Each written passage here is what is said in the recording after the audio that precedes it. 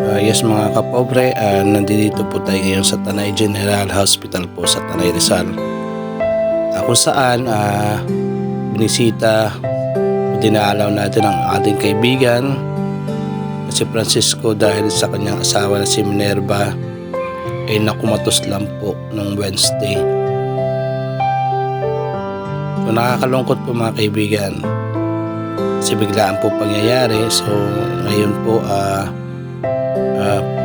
dinala po natin para may hatid po ang financial na tulong para sa kanya nagmula sa ating mga sponsor. Siyempre po nagbigay din po tayo ng abot ng ating makakaya. Alam naman po natin na pobre lang tayo. So kung anong po kaya at sa tulong ng mga sponsor po is na kapagbigay po tayo ng tulong. Tunghayan po natin kanilang buhay.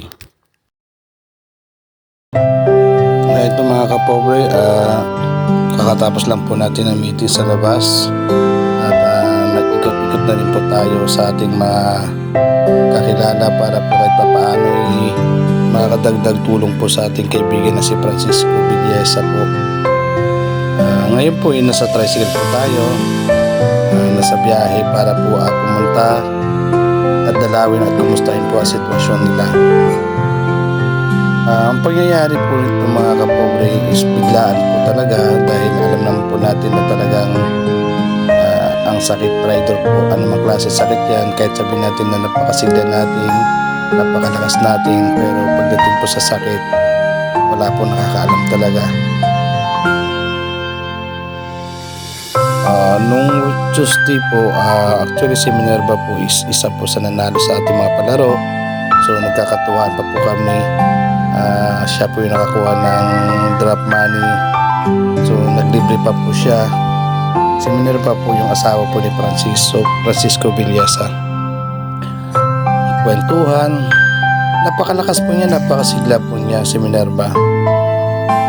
Nagulat na lang po kami kinabukasan, bigla may bisita po kami sa Asian Homeowners Association. Bigla pong inatake po siya. So, on the spot po talaga yung mga kapobre. Ang case po kasi nga is naputulan po siya ng ugat. Pinakami na ugat po sa ulo. Medyo critical po talaga at hindi po biro talaga ang pangyayari. Nakakalungkot lang din po kasi sa biglaan po is talagang walang-wala din po ang ating kaibigan si Francis. As in talagang walang-wala pong nadala kahit pangbayad sa hospital, kaya ayun, to rescue po tayo agad.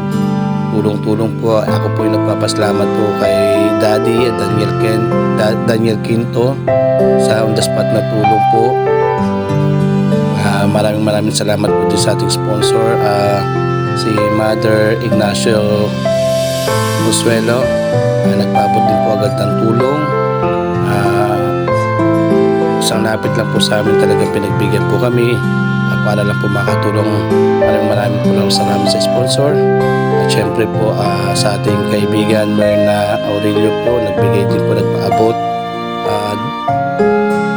Pinasya na po namin siya agad para po maabot po yung tulong. At sa ating Congressman Kate Cositing po, maraming salamat po sa ating mga leaders po ng Ishine. Tulong-tulong po ito po, napahatid na po natin na tulong kay Minerva. Hindi ito nagtatapos, napakalaking gastusin pa po. Gagawin po ni pobreng vlogger as bilang kaibigan, gagawin ang lahat para kahit paano makakatulong sa mga sponsor. Sana huwag kayo magsawang tumulong po sa inyong lahat. Maraming salamat po. Muli ako po yung nagpapasalamat sa ating mga sponsor, Consuelo Ignacio po, kay Mother, maraming salamat po. Daniel Quinto, maraming salamat po. Sa kay Myrna Aurelio, maraming salamat din po sa ating mga leaders po ng Ishine na talagang pusong matulungin po talaga. Maraming salamat po sa ating Congressman Kate Cositing po ng Kabibang Party List. Maraming salamat po sa pinabot ng tulong din para sa kanya. At syempre po, ako po nanawagan po sa ating mga ka-akro dyan, Ishine Chapter, at sa mga Tanay, Rizal.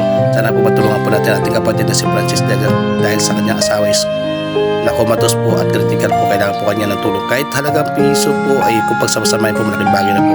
Makipag-ugnayan na lang po kay Francisco Villesa po, nasa Tanay General Hospital lang po siya. Maraming salamat po and God bless.